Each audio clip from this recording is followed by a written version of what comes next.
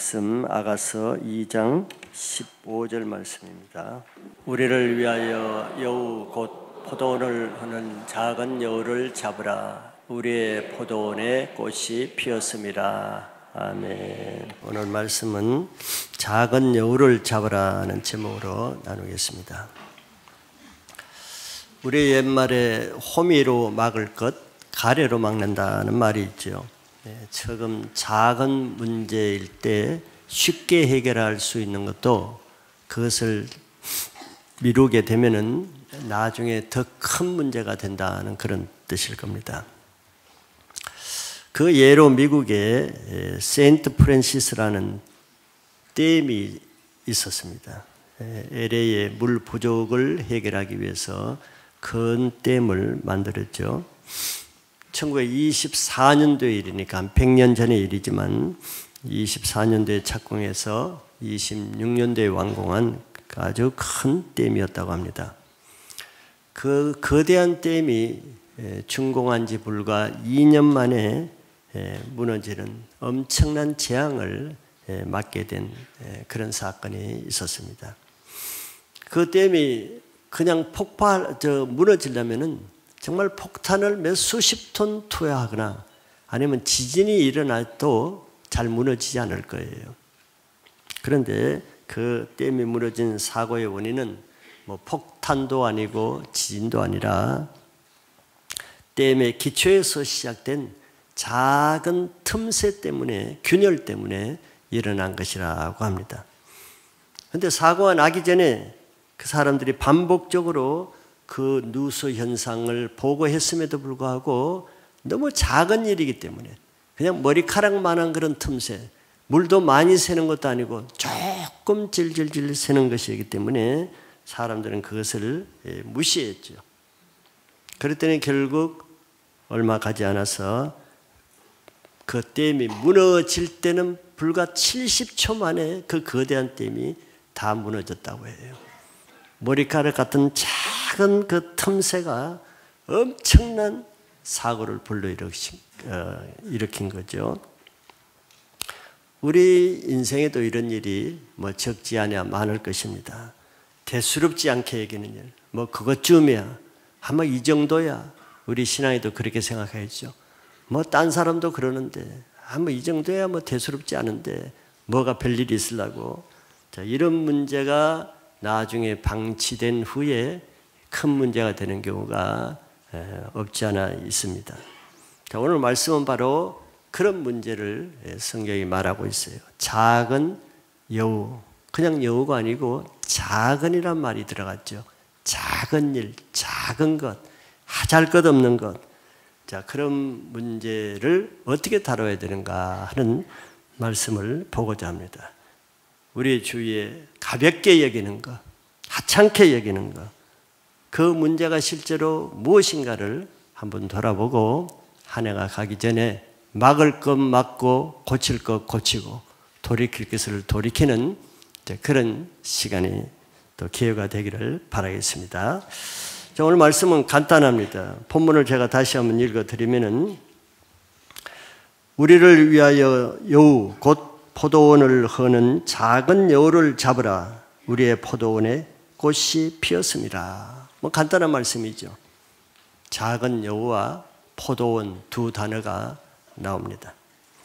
먼저 포도원을 허무는 여우에 대해서 한번 알아봅니다. 포도원은 우리가 하나님과 함께 거하는 장소 또는 그런 공간이라고 생각할 수 있죠. 마치 에덴 동산에서 아담과 하와가 하나님과 함께 임재하는 그런 곳이라고 생각할 수 있습니다. 그런데 그 포도원에 여우가 찾아온다는 거예요. 몰래 찾아오는 거죠. 근데 여우는 여러분들 보셨겠지만 몸체가 그렇게 크지 않습니다. 작은 동물입니다. 그리고 여우 새끼는 더 작지요. 조그만 동물입니다. 크게 사자나 호랑이처럼 큰 힘을 가지고 있는 동물이 아니에요. 그 꾀로, 지혜로 먹고 사는 것이지 여우는 힘으로 살아가는 동물이 아닙니다. 그러나 그 여우는 힘이 없기 때문에 다른 쪽 무기를 가지고 있죠. 꾀입니다. 꾀. 그래서 몸체가 작으면서 은밀하게 행동하는 아주 교활한 동물이라고 할 수 있죠. 몰래 숨어서 다니면서 다른 사람의 음식을 훔치는 아주 약삭빠르고 또 비열하고 아주 교활한 그런 면이 있습니다. 이 여우의 모습은 마치 마귀가 가지고 있는 속성을 연상할 수 있겠죠. 이솝 우화를 우리가 알고 있죠. 그게 여우에 대한 이야기가 많이 나옵니다. 뭐 그 이유가 있겠죠. 여우가 우리가 아는 대로 한두 가지 보면은 여우가 가다가 우물에 빠졌습니다. 근데 작은 몸집으로 우물을 빠져나올 수가 없었어요. 근데 마치 지나가는 염소를 보고 염소를 불렀습니다. 아, 여기 들어오니까 물도 많고 시원하고 너무 놀기 좋다고 꼬였죠. 그래서 염소가 그 말 듣고 우물 안으로 덥석 뛰어들었습니다. 그런데 염소가 뛰어들 때 여우가 염소의 등을 타고 폴짝 튀어나왔어요. 그리고 염소는 거의 갇혔습니다.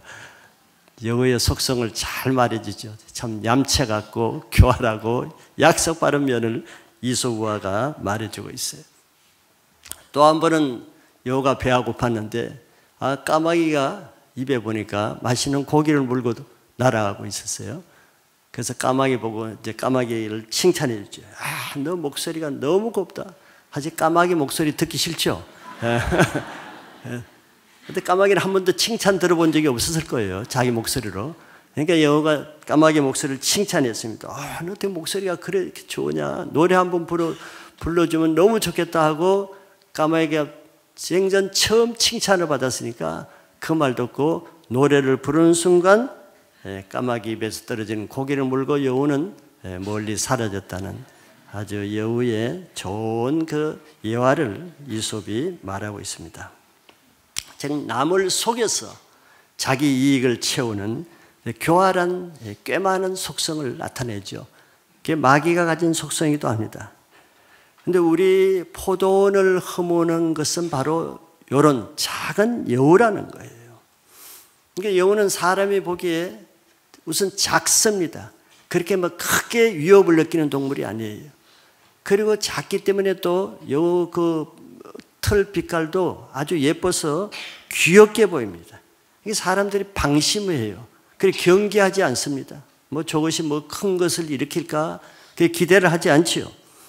그것이 바로 여우가 포도원에 쉽게 접근할 수 있게 하는 이유가 되기도 합니다. 사람들이 별로 신경을 안 쓰니까. 그런데 이 방심하면서 지나치는 이 여우가 우리의 포도원을 망치는 주범이 된다는 거예요. 마치 평화롭던 에덴 동산에 뱀이 들어온 것과 같습니다. 뱀은 아주 강교한 자라 그랬잖아요. 하나님이 아담과 하와를 지으시고 에덴 동산에 그들과 아주 평화로운 행복한 삶을 살게 했습니다. 그런데 뱀이 하와에게 접근해서 거짓말로 접근하죠. 멀쩡한 선악과를 가지고 그전까지는 선악과가 뭐 먹고 싶지도 않고 그렇게 아름답게 보이지도 않았는데 뱀이 거짓말로 미혹했습니다. 선악과가 아주 탐스럽게 보이고 먹음직하게 보이고 보암직하게 보이게 했어요. 일단 거짓말을 딱 들으면 거짓말이 취하게 되잖아요. 속이는 말을 한번 들으면 취소가 잘 안 됩니다. 그 말이 우리의 독성이 되는 거죠. 그 뱀의 역할입니다. 뱀은 하나님과 하와를 분리시키는 게 목적이에요. 그래서 하와는 사실 초반에 그 뱀을 물리치고 잡았어야 되는데 뱀을 잡지 못하니까 자기가 뱀에 잡혔어요. 뱀을 쫓아내야 되는데 뱀을 못 쫓아내니까 자기가 에덴 동산에서 쫓겨났죠. 이렇게 되는 거예요. 우리는 여우를 잡아야 되는데 여우에게 속히면은 염소처럼 까마귀처럼 여우의 말에 속으면은 내가 잡힙니다. 내가 포도원에서 쫓겨나는 거예요. 그래서 이 뱀과 같은 이 작은 여우가 우리를 이간질시켜서 포도원을 허무는 일을 한단 말이에요. 그래서 성경은 이 포도원을 허무는 여우를 잡으라고 하는 거예요. 하나님과 우리 사이를 이간시키는 게 뭐겠어요? 죄입니다. 여호와 같은 죄, 작은 죄입니다. 이사야서 59장 2절에 그렇게 말씀하고 있죠. 오직 너희 죄악이 너희와 너희 하나님 사이를 갈라놓았고 너희 죄가 그의 얼굴을 가려서 너희에게서 듣지 않으시게 함이니라 그랬어요. 모든 우리의 문제는 죄라고 하죠. 너희 죄악이 하나님과 우리 사이를 갈라놓았대. 그리고 그 죄가 하나님의 말씀도 들리지 않게 하죠. 또 기도도 막히게 하죠. 그래서 결국 우리 영혼의 포도밭을 망치게 하는 거예요. 그걸 작은 여우로 비유하고 있습니다. 그래서 우리 관계를 허무는 그 여우를 잡으라. 우리가 할 일이 여우를 잡는 일이에요. 포도는 아무리 잘 갖고 나왔자 그 여우를 잡지 못하면 헛수고가 되는 거예요. 그래서 우리 신앙의 영혼의 포도원이 황폐하게 되고 말씀이 들리지 않고 기도도 되지 않고 생명이 없어지는 이유는 바로 이미 우리 안에 들어와 있는 이 작은 여우 같은 죄 때문이라고 말할 수 있죠. 그런데 이 죄는 다시 말하지만 작은 여우처럼 대수롭지 않게 아주 사소하게 알지 못하게 우리 안에 들어온다는 겁니다. 그래서 우리는 그걸 살펴봐야 되는 거예요. 우리 주위에 내가 무시하고 대수롭지 않게 신경 쓰이지 않는 그런 것들이 무엇인지, 우리 주위에 어슬렁거리는 이런 작은 여우들이 어떤 것인지 그걸 한번 살펴볼 필요가 있는 거예요. 우리는 신경 안 쓰니까, 문제시하지 않으니까, 별로 의식을 하지 않으니까, 저게 뭐 심각한 문제라고 생각하지 않으니까 그렇게 지나치기 쉽죠. 우리가 잡아야 될 여우들이 무엇인가? 내 주위에, 우리 주위에, 교회 주위에, 우리 가정 주위에 어슬렁거리고 다니는 여우가 있는데 그걸 심각하게 여기지 않고 방치하고 구경하고 그냥 놔주는 그런 여우들이 무엇인가? 그걸 한번 생각해 보려고 그래요. 수십 마리 여우가 있겠죠.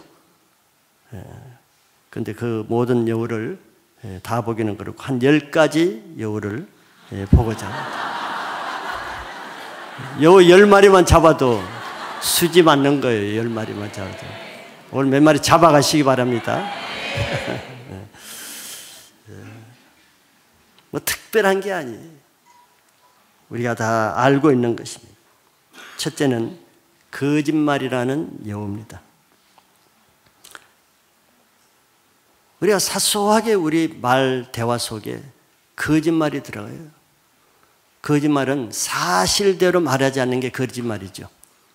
과대하거나 자기를 과대하고 부풀려서 얘기하고 허풍을 떨고 자기 자랑을 하고 또 축소해서 말하고 자기 나쁜 일은 감추고 축소하고 사실대로 말하지 않고 포장해서 다르게 말하고 또 남을 속이기 위해서 거짓말을 하고 이게 다 거짓말입니다. 이게 뱀이 한 거잖아요. 하나님의 말씀에 대해서 축소할 건 축소하고 과장할 건 과장하고 왜곡할 건 왜곡하고 뱀이 그렇게 말하잖아요. 이솝우화에서도 양치는 소년 우리가 알죠. 늑대도 안 나타나는데 심심해가지고 한번 늑대다 했더니 사람들이 우르르 몰려오는 그게 재밌는 거예요. 거짓말하는 재미가 이런 재미거든요. 자기 말에 사람들이 움직이니까. 또 했어요. 사람이 한 반 줄어들었지만 그래도 사람이 또 와요. 세 번째 또 줄어들면 와요. 나중에 진짜가 늑대가 나타났을 때 늑대다 할 때 아무도 안 와. 그때 자기 거짓말에 자기가 당하게 될 날이 오는 겁니다. 사소한 거짓말, 그냥 임기응변으로 위기를 넘기기 위해서 그냥 부지불식간에 하는 거짓말들. 왜 별로 신경 안 쓰죠? 왜 딴 사람도 그렇게 하니까. 지금까지 내가 그렇게 해왔으니까. 문제의식 없이 하는 거짓말, 그것이 쌓이면은 자기 영혼을 죽이는 일을 합니다. 왜? 그걸 아는 사람은 그 사람을 한두 번 속는데 자꾸 속다 보면 이상해지잖아요. 그럼 그 사람을 알거든. 저 사람 좀 이상하다. 숨기는 게 있네. 저 사람은 감추네, 거짓말하네. 나중에는 아무도 그 사람 신뢰하지 않게 됩니다. 그 여우가 더 몸집이 커지기 전에 빨리 잡는 것이 낫습니다. 두 번째는 오해와 섭섭함이라는 이 여우가 있습니다. 우리가 뭐 사람이 완전하지 않으니까 오해들이 많죠. 오해가 있으면 섭섭한 마음이 들어옵니다. 저 사람이 왜 저런 말을 하지? 왜 나를 저렇게 대하지? 왜 저렇게 하지? 그러면 그 마음을 빨리 풀지 않으면 거기서 싹이 나는 거예요. 거기서 생명이, 섭섭한 싹이 자라납니다. 오해의 싹이 더 자라나요. 그럼 사소한 것이 별것 아닌 문제인데 자라다 보면 그것이 괴물이 되는 겁니다. 처음 작은 오해가 나중에 원수관계가 되는 경우 흔치 않게 있습니다. 독일에 뭐 오래전에 얘기했지만 신발 사업을 같이 하는 형제가 있었다 그래요. 그런데 형제를 다른 업무를 보면서 말 한마디에 오해를 샀어요. 그 뜻이 아닌데 그럴 수가 있잖아요. 이런 말로 이런 뜻으로 했는데 상대방이 딴 뜻으로 받아들였어요. 그 작은 오해로 인해서 마음에 섭섭함이 생기죠. 쟤가 나한테 저럴 수 있는가? 쟤가 나를 이렇게 대할 수 있는가? 그걸 빨리 풀면 되는데 풀지 않고 계속 있다가는 나중에 원수지간이 됐대요. 그것이 누구냐 하면은 바로 그 형제가 바로 같은 신발 공장을 하다가 나눠 산 것이 아디다스와 푸마로 나눠줬다는 거예요. 처음 아셨죠? 저도 처음 알았어요. 아디다스와 푸마가 그런 뼈아픈 그 형제 간의 오해로 인해서 그 둘로 나눠졌다는 그 얘기가 있더라고요. 우리 안에 오해나 섭섭함이 있으면은 빨리 풀어야 됩니다. 그 품고 있으면 안 됩니다. 품고 있으면 그 독사의 알처럼 그 계속 독이 퍼지는 거예요. 우리가 얼마나 부정확합니까? 내가 알고 있는 것이 다가 아니잖아요. 내가 모를 수가 있고 잘못 생각할 수가 있다는 것을 인정해야 됩니다. 더구나 다른 사람으로부터 제3자로부터 들은 말은 나쁜 말은 오해할 말은 당사자로부터 직접 들어야 됩니다. 여러분들 오늘 아침에 큐티 본문을 보세요. 다윗이 무비벳의 그 요나단의 아들 발을 저는 무비보셋을 왕자처럼 대잖아요. 그런데 다윗이 피난 갈 때 무비보셋 안 왔어. 그 무비보셋 종이 모함을 했죠. 왕이시여, 그 무비보셋이 이제 무비보셋은 사울의 손자잖아요. 이제 사울의 왕권을 다시 회복한다고 모함을 해가지고 다윗이 무비보셋을 오해하고 있었잖아요. 아이 저놈이 내가 왕자처럼 대해주는데 나를 배반해? 내가 그 아버지 때문에 내가 자기를 이렇게 대해주는데 나를 괘씸하다 이렇게 생각했죠. 그 못된 시바의 말만 듣고 한쪽 말만 들을 때는 아주 섭섭했을 것입니다. 자기가 정말 어려울 때 같이 오지도 않고 그 종은 다윗에게 와서 먹을 것을 공개하고 아첨을 하고 그랬는데 그런데 다시 회복해서 돌아올 때 무비보셋이 다윗에게 나왔습니다. 다윗이 섭섭해서 물었죠. 너는 왜 내가 어려울 때 나오지도 않고 어디 갔었느냐? 그때 무비보셋이 자기 사실을 했죠. 무비보셋은 다윗이 올 때까지 화장도 하지 않고 신발도 매무새도 내지 않고 옷도 빨지 않고 다윗을 그렇게 마음으로 충성했어요. 그런 사람이에요. 근데 이 시바라는 못된 종이 모함을 했잖아요. 근데 다윗이 당사자인 무비보셋에서 직접 말을 들었어. 내가 나귀에 안장을 넣고 왕을 따라가려고 했는데 저 종이 시바가 나를 속이고 나를 이렇게 해서 내가 가려고 했는데 못 갔습니다. 다시 그때야 시바의 말에 속는 것을 알죠. 그래서 무비보셋의 모든 재산을 시바에게 줬단 말이에요. 나 같으면 그냥 시바를 그 자리에서 그냥 처당하고 그 땅을 재산 준 거를 다 몰수했을 거예요. 그런데 다윗은 다윗이에요. 한번 말한 것을 무비보셋의 그 재산을 시바에게 다 줬잖아요. 그런데 그것을 반으로 나눠서 반은 그래도 시바에게 주고 했어요. 다윗다운 말이죠. 본인의 당사자의 말을 직접 듣지 않으면 모함하는 자에게 희생되는 거예요. 거짓말하는 자의 말만 들으면 내가 오해하고 희생하는 거예요. 그래서 우리는 오해될 일, 마음에 섭섭한 일은 반드시 사실을 확인해야 됩니다. 왜 그런지, 사실인지 당사자로부터 또 상대방으로부터. 잠언서에 말하죠. 송사에서 처음 온 사람의 말만 들으면 그 사람의 말이 맞는 것 같아. 그럼 나쁜 사람이네. 그런데 그걸 누가 밝힌다 그랬어요? 나중에 온 상대방이 그 사실을 밝힌다 그랬어요. 시바가 다윗에게 먼저 왔잖아요. 먼저 온 사람 말만 들으면 시바의 말이 맞는 것 같지. 근데 시바의 그 거짓말을 누가 밝혀요? 나중에 온 무비보셋이 그자의 거짓말을 밝힌단 말이에요. 우리는 오해와 섭섭한 마음이 품을 때 그걸 풀지 않고 있으면 거짓말의 자기가 희생자가 됩니다. 이런 여우를 잡으시기 바랍니다. 여러분들 마음에 오해하는 부분으로 섭섭한 마음으로 마음에 용서가 안 되고 정죄하고 분노하는 그런 여우가 있으면 잡아내시길 바랍니다. 세 번째는 시기심입니다. 시기심은 남이 잘 되는 것을 좋아하지 않는 거죠. 좋아하지 않을 뿐더러 미워하고 또 극도로 싫어하는 것입니다. 이러한 마음을 해결하지 못하면 자기 영혼이 그것 때문에 죽습니다. 대표적인 것이 사울 왕이잖아요. 사울은 하나님이 높이시는 다윗이 왕이 될 걸 사울이 다 알고 있어요. 알면서도 다윗이 잘 되는 것을 못 봐주는 거예요. 하나님이 다윗을 자꾸 이기게 하는 것이 못마땅한 거예요. 그거는 곧 하나님의 주권을 인정하지 못하는 것입니다. 그래서 그 다윗을 죽이려고 하잖아요. 다윗이 죽을 리가 뭐가 있어요? 단지 자기보다 더 잘 되기 때문에, 시기심 때문에 죽이려고 하는 거예요. 그런데 그것이 자기 인생을 죽이는 일이 된다는 것을 알아야 됩니다. 시기심은 남을 죽이려고 그러죠. 그것 때문에 자기가 죽는다는 걸 알아야 돼요.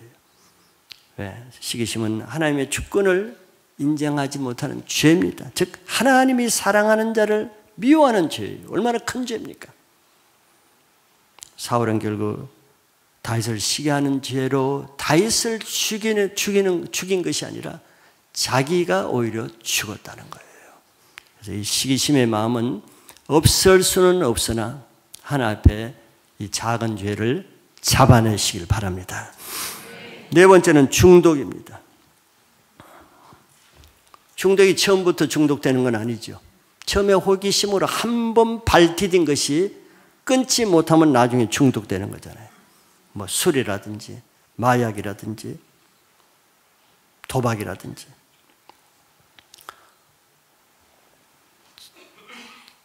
지금 CCM 사역을 하는 진호박이라는 CCM 찬양 선교사가 있습니다. 국민의부의 역경열배 연재가 돼서 저는 우연히 보게 돼서 알게 됐어요. 그분은 목회자의 자녀이면서도 그 뛰어난 음악성이 있음에도 미국에서 우연찮게 한 번 실수로 그냥 마약에 손댄 것이 평생은 아니죠. 아무리 자기 힘으로 마약을 빠져나오려 해도 무수히 노력하고 기도도 하고 얼마나 고통을 받았음에도 자기 힘으로 빠져나올 수가 없었어요. 무려 25년 동안 그 마약에 취해서 중독되어서 처절한 정말 인간 같지 않는 삶을 살았더라고요. 그 간증을 보면. 자기도 원치 않아요. 그런데 한 번 발을 디딘 것이 빠질 때는 빠지지 않는 거예요. 그래서 정말 하나님의 극적인 은혜로 그가 빠져나왔다는 그 간증을 했습니다. 마약, 말 그대로 마귀의 약입니다. 마귀가 주는 도약이에요. 한 번 들어갈 때는 쉽게 들어가도 나올 때는 어려운 거예요. 술도 그렇잖아요. 또한 중독은 뭐 그것뿐만 아니겠죠. 게임이나 도박 같은 것도 심심풀이로 처음에 해요. 재미로 합니다. 뭐 심각하게 하는 건 아니죠. 그러다 보면은 그것이 가볍게 시작했다가 나중에 빠져나오지 못하겠네요. 처음에야 뭐 자기 가진 돈으로 있는 돈으로, 용돈으로 그냥 하죠. 근데 나중에는 빚을 내죠. 빚을 내도 안 되면 빚에 빚을 내죠. 수렁입니다. 빠져나올 수가 없어요. 여우는 초창기에 잡아야 됩니다.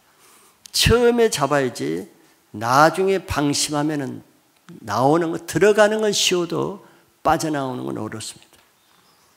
왜냐하면 그 여우가 빚이 빚을 새끼를 치듯이 여우가 새끼를 쳐서 나중에 감당할 수 없는 수가 되는 거예요. 성중독, 운동, 스포츠 중독은 많이 있습니다. 내 힘으로 빠져나갈 수 없는 핸드폰 중독, 잘 안 되는 거 이미 중독이잖아요. 지금 이 시점에서 여러분들 나올 수 있을 때 나와야 되고 잡을 수 있을 때 잡을 수 있기 바랍니다. 다섯 번째는 음란이라는 여우입니다. 음란은 가장 잘 잡히지 않는 아주 교활한 여우죠. 잡혔다가 또 놓치고 잡혔다가 또 놓치고 잡혀지도 않는 것이 이 음란입니다. 뭐 성경에 많이 나오죠. 우리가 계속 사무엘서를 보지만 암논은 장래가 창창한 다윗의 아들입니다. 장남이에요. 곧 왕이 될 위치입니다. 장래가 보장된 사람이에요. 뭐가 부족하겠어요. 그런데 그는 한순간의 정욕을 이기지 못해서 자기의 창창한 그 앞날이 비참한 죽음으로 끝났잖아요. 참 어리석지요. 그 작은 그 정욕 한순간의 그 유혹을 이기지 못함으로 자기의 엄청난 영광을 다 쏟아버린 거예요. 음란을 품고 있으면은 처음에는 별것 아닌 것처럼 숨겨져 있는 여우처럼 보이지만 사건을 만나면은 그는 걷잡을 수 없게 됩니다. 그러나 반면에 요셉도 보디발의 아내를 통해서 이 음란의 여우 같은 이런 유혹이 있었죠. 그러나 그는 끌지 않았습니다. 처음부터 그는 단호하게 그것을 내쫓았죠. 그런 시험을 통과했을 때 그에게 주어진 그런 애굽의 총리가 되는 것이 이루어졌지, 만약에 애굽의 총리가 되는 그런 비전이 있었다 할지라도 그가 만약 그 여우를 잡지 못했다면 그 한 번의 한순간이잖아요. 한순간입니다. 한순간의 그 실수로 자기 인생이 아마 비참하게 되었겠죠. 생과 사를 가르고 천국과 지옥을 가르는 순간입니다. 요셉의 인생에 정말 국무총리가 되는 그 길과 비참하게 전과자로서 인생 페르노가 되는 그 사이에서 자기가 무엇을 선택하느냐죠. 암논은 그때 비참하게 그 영광스러운 자기 미래를 한순간에 정욕에 팔아먹은 거예요. 우리 속에 대수롭지 않게 여기는 그런 음란의 여우들은 반드시 잡으시길 바랍니다. 여섯 번째는 재물입니다. 재물, 돈이죠. 성경은 하나님과 돈을 겸하여 섬길 수 없다 그랬습니다. 양립될 수 없어요. 내가 돈도 벌고 신앙도 잘해야지. 내가 신앙도 하지만 돈도 벌어야지. 좋은 이론이에요. 근데 성경은 겸하여 섬길 수 없다 그랬어요. 둘 중에 하나는 중하게 여기고 하나는 경하게 여긴대요. 돈을 좋아하면 하나님 섬기는 거 우습게 여기고 그냥 신앙은 형식적으로 주일만 반짝 왔다 하고 일주일 내내 돈 버는 일을 하고 그렇게 된다는 거예요. 하나는 중히 여기고 하나는 가볍게 여기게 된다고 성경이 말해놨어요. 둘 다 중하게 여긴다? 그렇게 할 수가 없어요. 가룟 유다는 예수님의 제자라는, 사도라는 엄청난 특권을 받았습니다. 남들이 부러워할 만한 특권이 뭐가 부족해요? 영원한 인생이 보장되어 있잖아요. 이 땅뿐만 아니라. 뭐가 부족해서? 그런데 한 가지, 돈을 사랑하는 거예요. 돈을 사랑하는 자는 돈과 가까이 하잖아요. 그래서 얼마나 자기가 돈을 가까이 하는지 그걸 아는지 돈깨를 맡았어. 돈을 사랑하는 자는 항상 돈과 가까이 있는 일을 해요. 돈을 좋아하니까. 왜 돈꾀를 맡았겠어요? 하나님 앞에 귀중한 직분을 감당하기 위해서? 아니잖아요. 성경에 보면 돈꾀를 맡아서 거기에 헌금한 돈을 훔쳤다 그랬잖아요. 그 재미로 돈꾀를 맡은 거예요. 그 여우를 빨리 쫓아내지 않을 때 결국은 그 여우가 사자처럼 크게 돼서 나중에 뭐 집 한 채 값도 아닙니다. 빌딩 한 채 값도 아니에요. 불과 은 30냥, 작은 돈 그깟 돈 하나에 자기 주 하나님의 아들 예수 그리스도를 은 30냥에 파는 어처구니 없는 일을 하는 거예요. 이게 돈의 세력입니다. 그걸로 그는 은 30냥 때문에 영원한 지옥으로 갈 수밖에 없었잖아요. 돈을 사랑하는 사람은 항상 돈 문제로 걸리게 돼 있어요. 아무리 신앙이 좋아도 돈 문제, 물질 문제 자유치 않으면 어떤 사건을 말할 때 그 문제 때문에 넘어집니다. 그렇잖아요. 교회 안에서도 우리는 교인들 간에 돈 거래하지 말라고 하죠. 물론 뭐 좋은 뜻으로 시작을 뭐 별 생각 없이 할 수 있습니다. 좋은 의미로. 사람은 좋은 의미로 하지만 돈은 만몬이에요. 만몬 신입니다. 돈이 사람을 속인다는 것은 세상 사람도 알잖아요. 사람이 그런 것이 아니라 돈이 사람을 속인단 말이죠. 그건 뭐예요? 돈이라는 이 악한 세력이 우리를 속이는 거예요. 작은 여우처럼. 그래서 교회 안에서도 사사로이 돈거래하는 것은 작은 여우를 끌어들이는 불씨가 됩니다. 더 큰 일을 만드는 거죠. 우리는 물질 문제에서 이걸 해결하지 못하면 신앙 하나님을 섬길 수가 없습니다. 이 작은 여우를 먼저 찾고 나서야 하나님을 섬길 수가 있는 거예요. 7번째는 불순종입니다. 불순종도 처음에는 뭐 대수롭지 않게 그냥 큰 나쁜 의도가 아니라 그냥 가벼운 마음으로 불순종할 수 있어요. 뭐 하라는 거 안 하고 뭐 저가 하라는 거 안 할 수도 있지. 뭐 그렇게 시작하는 거예요. 아니 바쁘니까 뭐 그럴 수도 있지. 내 형편이 이런데 뭐 남들처럼 어떻게 하나. 뭐 그렇게 시작하는 거죠. 다 작은 여우는 작기 시작합니다. 그런데 그것이 거덕거덕 하면은 그것이 커지는 거예요. 자라납니다. 즉 습관이 되죠. 불순종도 중독이 되면 빠져나올 수가 없습니다. 예레미야서는 내가 어렸을 때부터 불순종하는 것이 습관이 됐다 그러잖아요. 습관이 되면 빠져나오기 어렵습니다. 사울은 겸손했을 때 하나의 왕으로 세웠죠. 근데 왕이 되니까 교만해졌어요. 교만한 사람의 특징이 뭡니까? 불순종이에요. 순종하지 않아요. 자기가 왕이니까. 그래서 자기를 기름 부어 세워준 사무엘이 말하는데도 사무엘 말 불순종했습니다.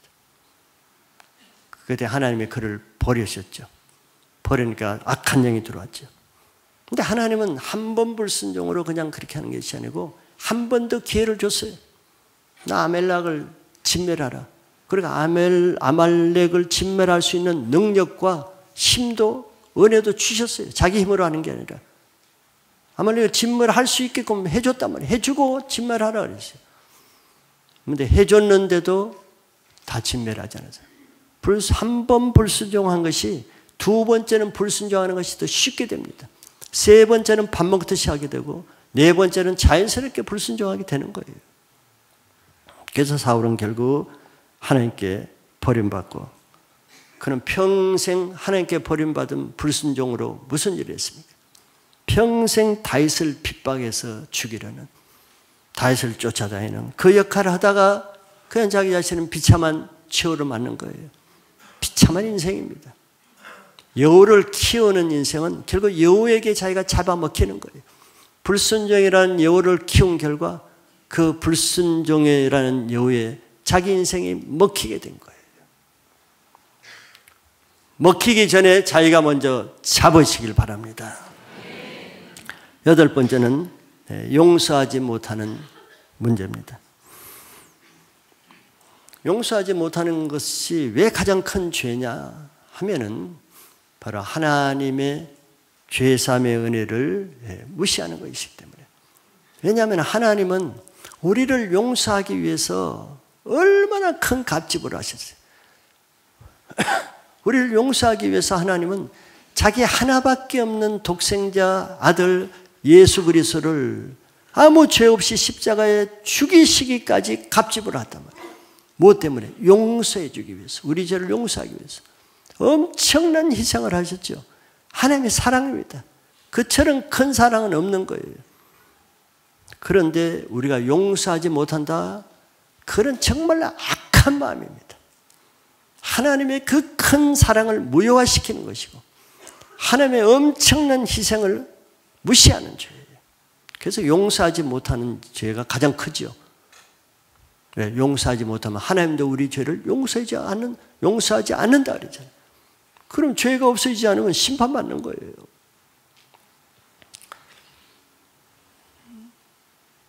압살롬은 자기 형 암논이 자기 동생에게, 여동생에게 행한 그 죄를 물론 악한 죄였지만 용서하지 못했습니다.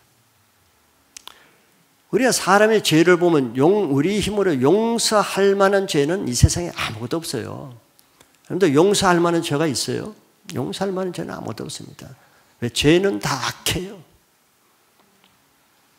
암논이 압살롬의 누이에게 행한 음란한 그 죄는 정말 오빠로서 용서하기가 쉽지 않았을 거예요.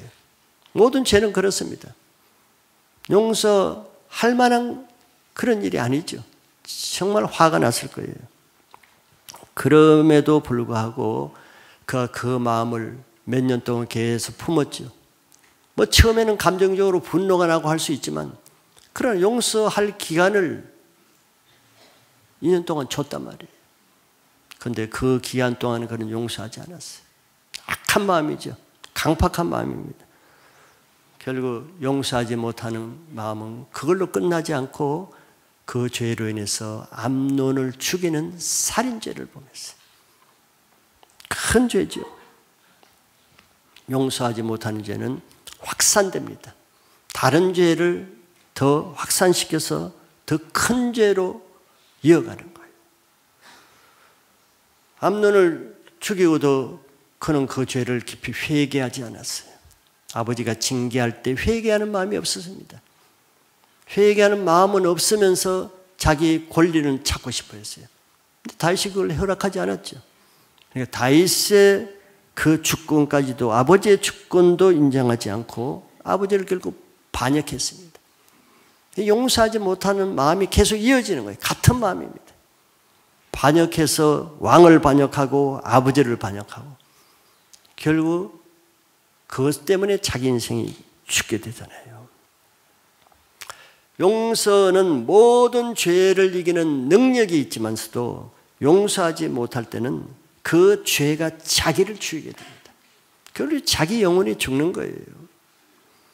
그런데 이것도 우리에게 들어올 때는 그냥 스물스물 들어옵니다. 저 사람이 저렇게 했으니까 내가 이렇게 하지. 저 사람이 잘했어 봐라 내가 그랬는가.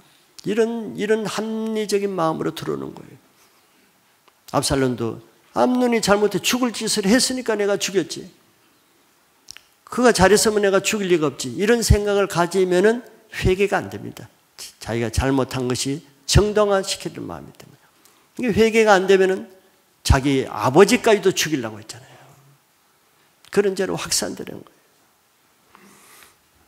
마음에 부스러기 같은 용서하지 못한 남아있는 찌꺼기라도 있으면은 찌꺼기를 있을 때, 일이 일어나지 않을 때 그 작은 여우를 잡으시기 바랍니다.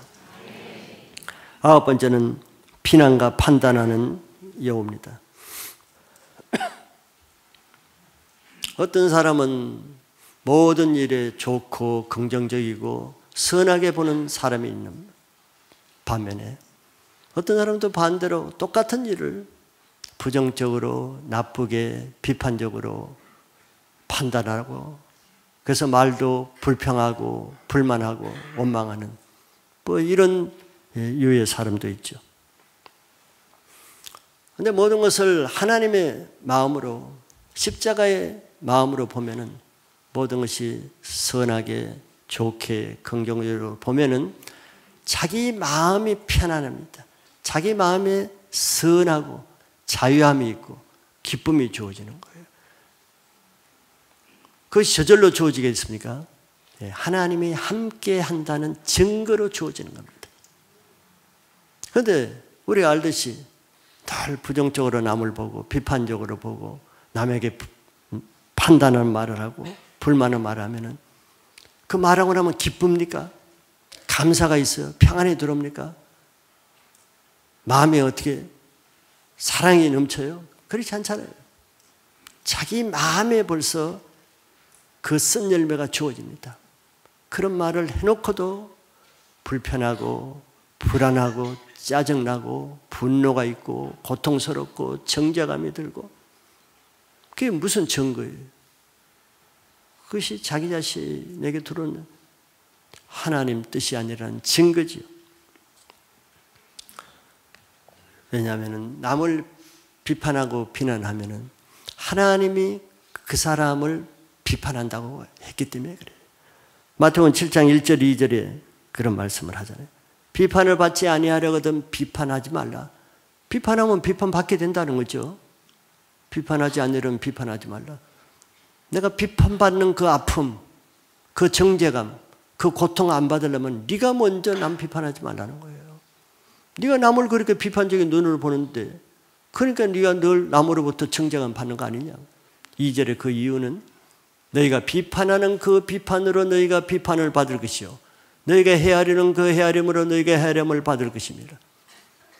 네가 비판하는 그 양만큼 네가 그 양만큼 네가 비판을 받게 된다.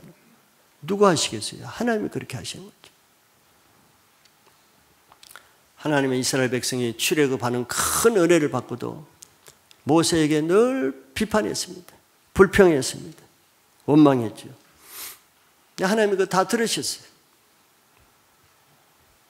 40일 동안 매일 불평 원망하는 그 말대로 하루를 1년치 계산해서 40년 동안 광야에서 그 불평 원망하는 말이 그 사람들에게 임하게 했습니다. 그러니까 비판하는 말이 자기에게 다 되돌아오게 한 거예요. 저 말씀 그대로. 우리는 우리 속에 습관화된 부정적인 눈, 부정적인 말, 원망하는 말, 불평하는 입술 자라기 전에 잡으셔야 됩니다. 그것이 강해지면은 억제할 수가 없어요. 마지막 10번째는 게으름이라는 용어입니다. 자기 육신이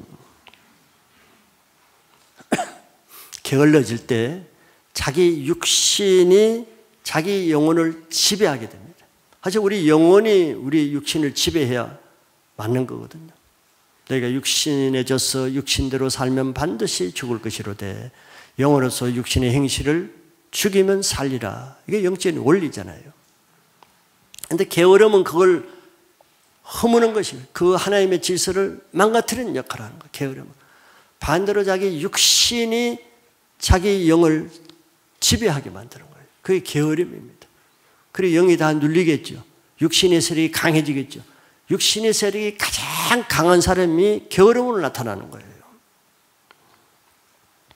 그래서 처음 들어오는 이 게으름을 방치하면은 자기의 온 영과 마음이 다 무기력하게 됩니다. 아무것도 할 수 없는 거예요. 잠언서 24장 33, 34절에 내가 좀 더 자자, 좀 더 졸자, 손을 모으고 좀 더 누워있자 하니 오늘 아침에도 저런 사람은 교회 못 나오는 거예요. 지금 손을 모으고 누워있는 거예요. 34절에 내 빈공이 강도같이 오며 내 공핏이 군사같이 이르리라. 빈공, 공핏, 내 영혼에 기근이 오는 거예요. 내 영혼에 궁핍이 오는 겁니다. 금예배 때 달란트 비유에서 한 달란트 맡은 자에게 주인이 한 말이 있죠. 한 달란트 맡은 자에게 주인이 책망할 때 악하고 게으른 종이라 그랬습니다. 그냥 악한 종이라고 하면 될 텐데 게으른 종이라고 했어요. 한 달란트를 받고 땅에 묻어놨잖아요. 장사하지 않고. 왜 그랬습니까? 주인은 심지 않은 데서 거두기 때문에 불의한 사람으로 주인을 나쁘게 봤어요. 주인은 나쁜 사람이에요. 내가 저 나쁜 사람을 위해서 일할 필요가 뭐가 있어요? 그래서 일 안 한 거예요. 주인한테 잘 될까 봐 싫어한 거예요. 자, 이것이 바로 게으름의 원인입니다. 우리가 하나님을 나쁜 분으로, 하나님을 좋게 보지 않고 하나님을 나쁜 분으로 품으면은 하나님 앞에서는 게으른 자가 됩니다. 하나님 위해서 아무것도 하고 싶지 않아요. 예배, 내가 왜 예배 드려? 기도, 왜 기도해? 성경, 왜 봉사해? 아무것도 하나님을 위해서 하고 싶지 않아요. 그러면서 자기를 위해서는 그 게으른 사람이 밤을 새워서 게임도 하고 도박도 하고 다 해요. 근데 하나님을 위해서는 게으른 자가 되는 거예요. 왜? 주인을 나쁘게 생각하는 거예요. 내가 왜 하나님을 위해서 왜 주일날 이 귀한 시간을 왜 하나님을 위해서 내가 뺏겨야 돼? 내 뭐 때문에 그렇게 기도하는 시간에 내 시간을 뺏겨야 돼? 하나님을 위해서 한 데는 게으르게 되는 거예요. 그러나 5달란트, 2달란트 맡은 사람은 어땠습니까?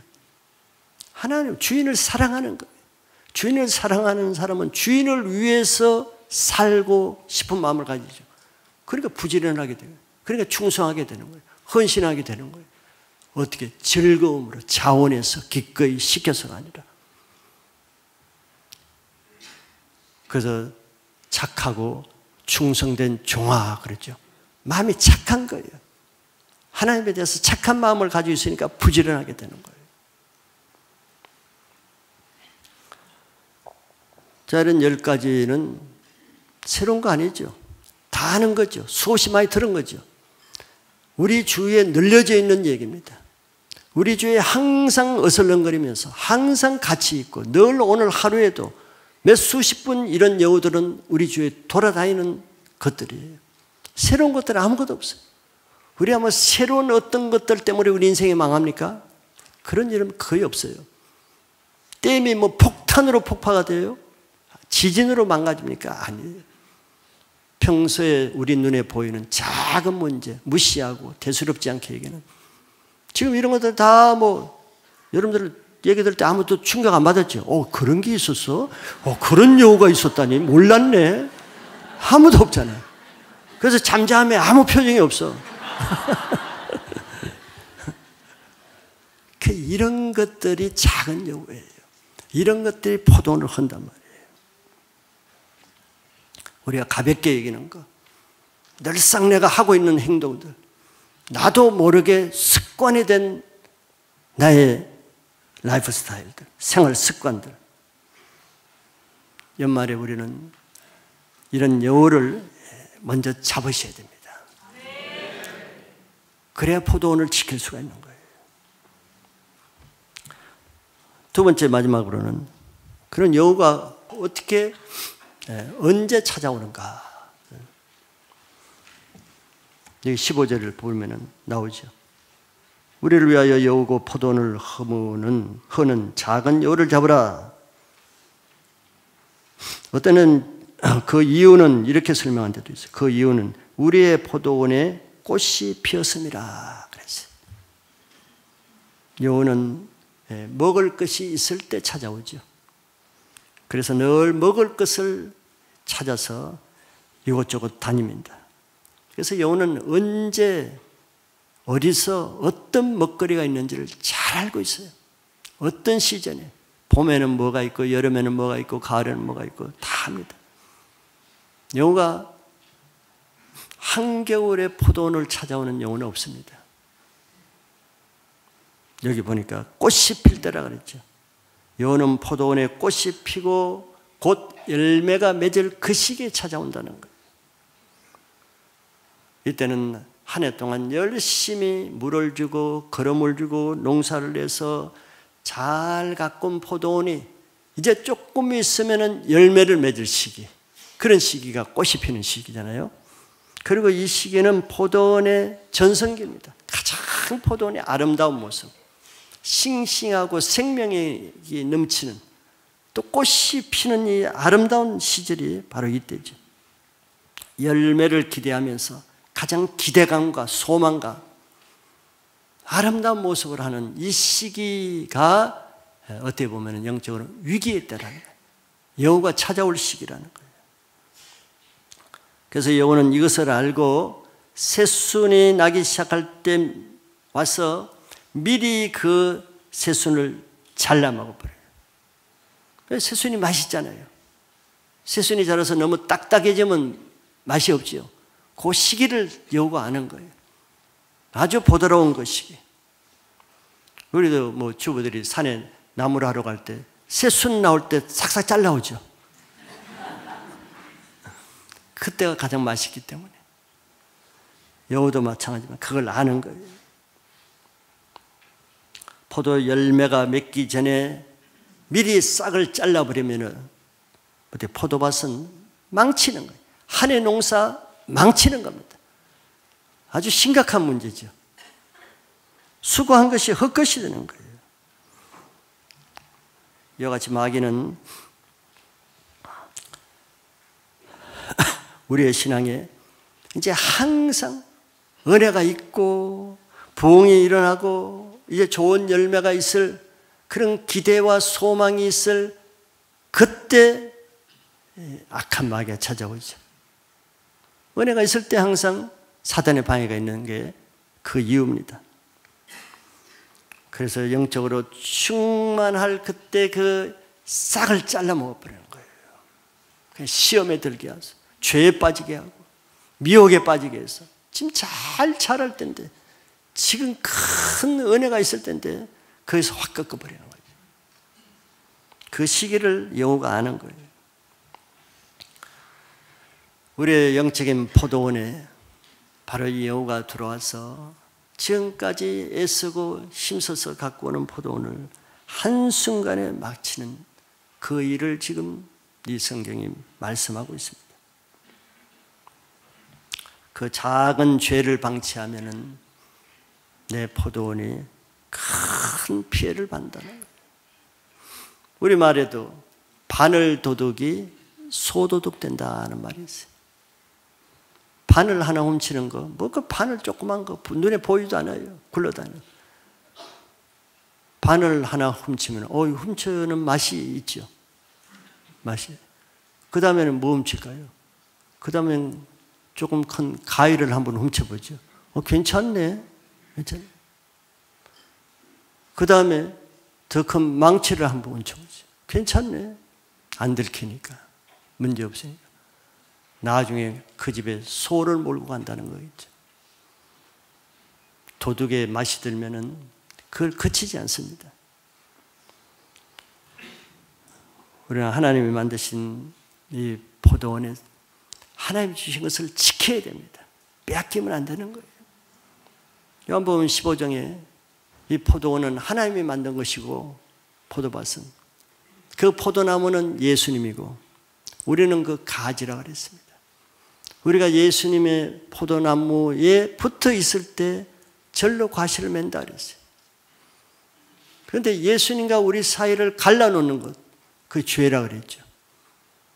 가지가 나무에서 갈라져서 떨어지면은 말라 비틀어 죽는 거예요. 열매가 없어요. 근데 그 일을 죄가 한다. 그것이 작은 여우가 하는 일이라는 거예요. 우리에게 은혜가 있고 하나님이 쓸만한 그런 요셉과 같이 하나님의 비전을 가진 사람에게는 위기가 옵니다. 여우가 찾아오는 위기가 있어요. 보디발의 처와 같이 그 싹을 잘라버리기 위해서 은밀하게 찾아오는 위기가 있어요. 그 여우를 잡아야 됩니다. 우리 죄가 우리의 인생을 망치게 하는 거예요. 그런 죄를 해결하는 것은 회개입니다.